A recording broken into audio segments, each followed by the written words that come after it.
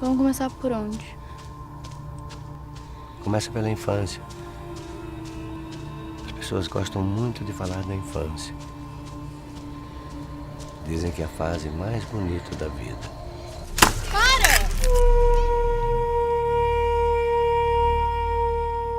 Mãe!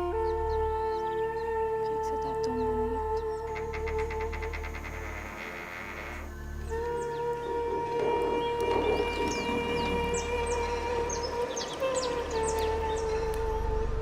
Você ainda gosta dela? Bom dia. Bom dia.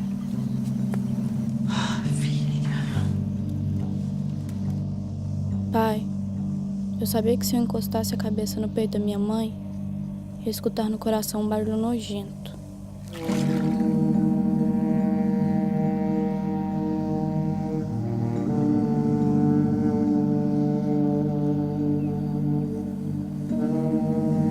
Que isso?